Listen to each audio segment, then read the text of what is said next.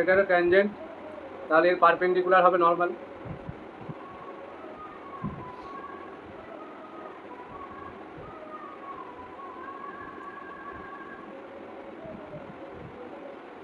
তাহলে এই অ্যাঙ্গেলটা 90 ডিগ্রি। এটা ট্যানজেন্ট টি, এটা নর্মাল এন। সাপোজ আমরা কি জানি ট্যানজেন্টের ইকুয়েশন কি, ইকুয়েশন অফ ট্যানজেন্ট। এই পয়েন্টটা আমি x1 y1 নাম দিলাম। তাহলে ইকুয়েশন অফ ট্যানজেন্ট কি বলছিস, কোনটা ডিটা? তোকে কি বললে তো দেখতে, যেটা পাওয়ার দুটো সেম আছে সেটা হবে। ইকুয়েশন অফ ট্যানজেন্ট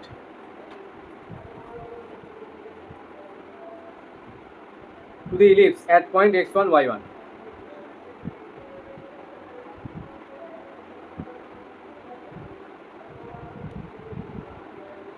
বলো, তাই তো? এবার নর্মালটা কি হবে বলো তো? দেওয়ার পর নর্মাল বা ইকুয়েশন অফ নর্মাল, তার মানে এই লাইনটা হচ্ছে যদি suppose y equal to mx plus c টাইপের, তাহলে এই লাইনটার ইকুয়েশন কি হবে? এর স্লপটা কি হয়ে যাবে এখানে y ইকুয়াল টু মাইনাস দেখো 1/m হবে না? ঠিক বলছি? কারণ প্রোডাক্টটা দেখো, ট্যানজেন্ট আর নর্মাল প্রোডাক্ট কি হয়? -1, তার মানে -1 আছে। তার মানে এই যে লাইনটা হবে এইটা তো স্লপ, তাহলে ইকুয়েশন অফ নর্মাল এর জায়গায় -1/m। হ্যাঁ, is at point x1 y1 is।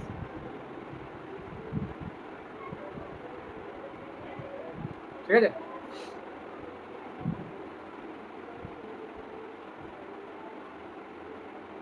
আর একটা ইকুয়েশন হয় নর্মাল ফর্ম ডাইরেক্ট বেরিয়ে যায়, আর একটা ফর্ম আছে ইকুয়েশন অফ নর্মাল, বলতে পারবে?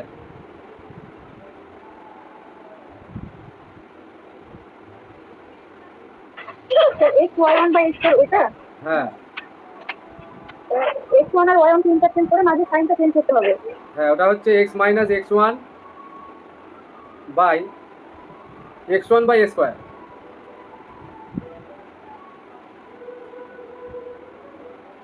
এইটা এটা ডাইরেক্ট বেরিয়ে যাবে।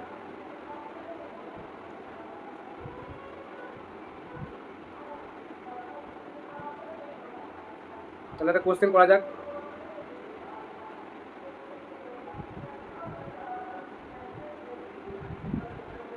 দ্য ইকুয়েশন অফ, আমি যে জায়গাগুলো এখন পড়াচ্ছি না তার মানে জানবে সেই জায়গাগুলোর ভালো মানে কনসেপচুয়াল ভিডিও অলরেডি আছে, 30 মিনিটই দেওয়া আছে, যেখানটা প্রয়োজন দেখে নেবে।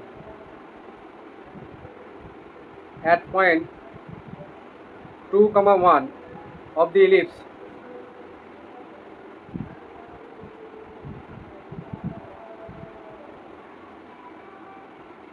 x square plus 4y square equal to 16। Direct করবে নাকি? এটা অ্যাপ্লাই করে দাও নাকি? এটা তাড়াতাড়ি হয়ে যাবে। দেখো এটাকে স্ট্যান্ডার্ড ফর্মে আগে সাজিয়ে নিই। তাহলে x square by 4 square y square by 2 square equal to 1। ঠিক আছে? therefore equation of normal is at point 2, 1 is কি হবে? x মাইনাস x1 মানে কত গো? 2, x minus 2 by x1 by square. তাহলে x1 এর মান হচ্ছে 2 আর a স্কোয়ার মানে 16, তাই তো? y minus y1 by y1 মানে 1 by b square, b square মানে হচ্ছে 4। এটা ক্যালকুলেশন করে একটু সিম্পলিফাই করলে, আচ্ছা এটা 1/8 4 ইন্টু 2, তাহলে এক্স মাইনাস 2 বাই, এখানে হাফ আছে, আচ্ছা এটা ঠিক 1/2 মানে 2টা উপরে যাচ্ছে, এটা হলো, আর এখানে নিচে 1, তাহলে y মাইনাস 1। তাহলে দেখো 2x minus y minus 4 plus 1, তাহলে -3 ইকুয়াল টু 0 চলে এলো। নর্মালের ইকুয়েশন চলে এলো। দেখো এই ফর্মুলাটা কত ইজিলি হয়ে যাচ্ছে।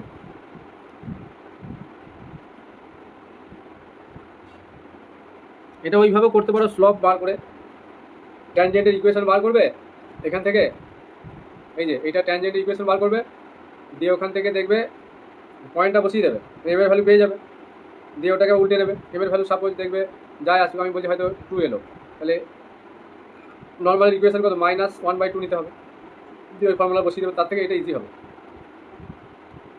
কটা বাজলো গো?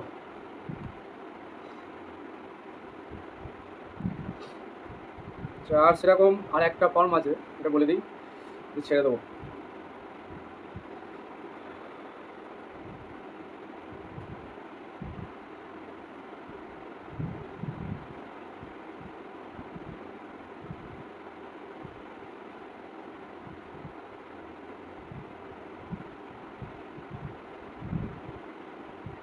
আর একদিন ইলিপসের সঙ্গে হাইপারবোলাটা করিয়ে দেবো, তাহলে শেষ হয়ে যাবে এটা। একটা লাইন দিয়েছে এক্স কস আলফা, নর্মাল ফর্মে আছে, কোশ্চেন হিসাবে দিই, y sine alpha equal to P, পিটা perpendicular distance, the line touch the ellipse,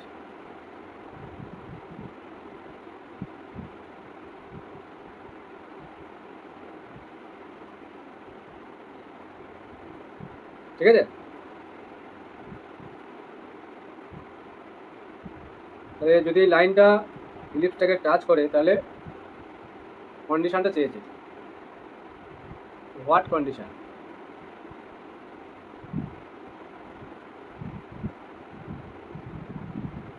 কোন কন্ডিশনে লাইনটা ইলিপসটাকে টাচ করবে, তাহলে টাচ করা মানে কি সিঙ্গেল পয়েন্ট, তাই তো একটু আগে বলেছি। কীভাবে করবো, এ স্কোয়ার, এই কন্ডিশনটা A square M square plus B square equal to C square, নিচে সি স্কোয়ার লিখলে ডান দিকে 1 লিখতে হবে, আমি সি স্কোয়ারটা এইভাবে লিখলাম। এই কন্ডিশন হলে তবে তো টাচ করে, যখন লাইনটা y equal to m x plus c টাইপের হয়, তাই তো, তখন এইটা হচ্ছে টাচ করার কন্ডিশন। এবার এই লাইনটাকে এই ফর্মেটে আনতে হবে, তাহলে কী লিখতে পারি দেখো, ওয়াই সাইন আলফা, এই লাইনটাকে লিখছি, equal to minus x cos alpha plus P, তাহলে y equal to minus cos alpha by sin alpha into x plus p by sin alpha. Therefore m equal to, compare করে যদি এর সঙ্গে, তাহলে m এর ভ্যালু মাইনাস, এটা cot alpha লিখতে পারি, সেম পরে দিলাম,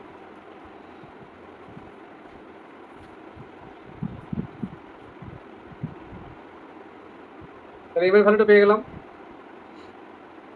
এবার দেখো এই কন্ডিশনটা আমরা অ্যাপ্লাই করব, এইটা টাচ করছে যেহেতু, সিন্স যে টাচ কন্ডিশনের জন্য, তাহলে এ স্কোয়ার, এর ভ্যালু কত, এই আছে, তাহলে এ স্কোয়ার এম স্কোয়ার মানে minus cot alpha plus square plus B square equal to কত হবে, সি স্কোয়ার, আচ্ছা সি এর মান কত, এইটা, এটা হচ্ছে সি, এই সি, তার মানে p square by sine square alpha. দেখো ঠিক বলছি, তাহলে এ স্কোয়ার, এটাকে কট না লেখাই ভালো ছিল, যাই হোক, সাইন স্কোয়ার দিয়ে মাল্টিপ্লাই করলে দেখো শুধু কস স্কোয়ার চলে আসবে, plus B square sine square alpha equal to p square, ঠিক আছে? এবার এটাকে যদি আবার কস স্কোয়ার দিয়ে ডিভাইড করি দরকার নেই, এটা ছেড়ে দেবো, এই ঠিক আছে, এটাই কন্ডিশন, এটা which is the required condition, a square cos square alpha b square sine square alpha equal to p square. তাহলে আজকে এই পর্যন্ত থাক, পরের দিন হাইপারবোলা, রেক্ট্যাঙ্গুলার হাইপারবোলা, ইলিপসের দু একটা ইম্পর্টেন্ট কোশ্চেন আছে, যদি এখন ইন্টারভিউর জন্য প্রয়োজন হবে না, এটা বইতেও দেখবে, তোমাদের কাছে যদি ঘোষ চক্রবর্তী বই থাকে দেখে নেবে কোশ্চেনগুলো একটু, আর এই জায়গাগুলো কনসেপ্টের জায়গাগুলো একটু দেখে নিই, ঠিক আছে? আর কালকের মধ্যে যাদের ডেমো হয়নি চেষ্টা করবে করে নেওয়ার, আমার কোনো ব্যাপার নেই, তোমরা নিজেরাই কিন্তু ফার্স্ট। কালকে ডেমো ক্লাস কখন, মানে কখন দেবো ডেমো? এই 11টা, এই 10:50 ধরো, 10টা, সন্ধ্যেবেলায় দিলে হবে না? হ্যাঁ সন্ধ্যেবেলায়, আবার সন্ধ্যে করবে, দিনে পারবে না জোগাড় করতে, সন্ধ্যেবেলায় দিলেও হবে, সন্ধ্যে কালকে ক্লাস, হ্যাঁ সন্ধ্যেবেলায় ক্লাসটা অফ হয়ে যাবে, কালকে ক্লাসটা অফ হয়ে যাবে, দিনের বেলায় যদি হয় তো দিও, নাহলে সন্ধ্যাবেলায় দেবে, ফার্স্টে দিয়ে তুমি আবার ক্লাস শুরু করে দেবো, বুঝলে? দিনের বেলা ক্লাস করাবেন?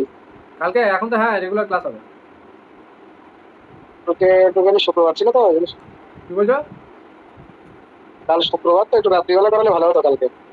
না আমি তো ওই 11টায় ছেড়ে দেবো তো, সাড়ে 11টায় ছেড়ে দেবো, 10:30 থেকে।